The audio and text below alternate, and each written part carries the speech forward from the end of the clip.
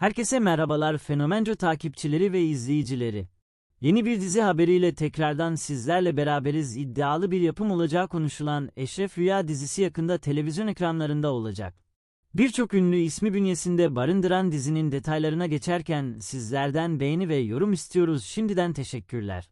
Eşref Rüya dizisi nihayet sete çıktı ve ilk kareler geldi. Çağatay Ulusoy'un canlandırdığı Eşref karakteriyle izleyiciyi büyülemeye hazır olduğu görülüyor. Kanal D ekranlarında fırtına gibi esmesi beklenen bu yapım şimdiden büyük merak uyandırıyor.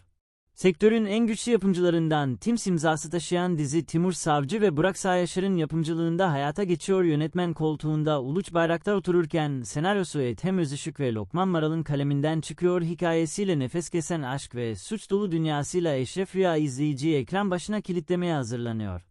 Dizinin başrollerinde yer alan Çağatay Ulusoy ve Demet Özdemir'in güçlü uyumu şimdiden konuşuluyor. Ulusoy gözü kara gücü ve parasıyla suç dünyasında hüküm süren Eşref karakterine hayat verirken Özdemir genç müzisyen Nisan olarak izleyici karşısına çıkıyor. Nisan Eşref'in kalbini yeniden çaldığında ikiliyi büyük bir fırtına bekliyor.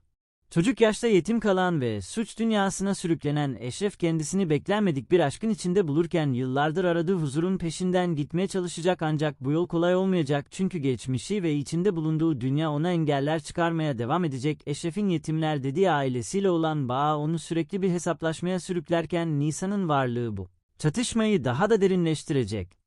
Kadrosunda Necip Memili, Büşra Develi, Ahmet Rıfat Çungar, Tolga Tekin gibi güçlü isimleri de barındıran Eşref Rüya yalnızca bir aşk hikayesi değil, aynı zamanda güç dengeleri ve hayatta kalma mücadelesi üzerine kurulu bir drama olarak öne çıkıyor. İzleyiciye soluksuz anlar yaşatacak olan dizi kısa süre içinde Kanal D ekranlarında yerini alacak.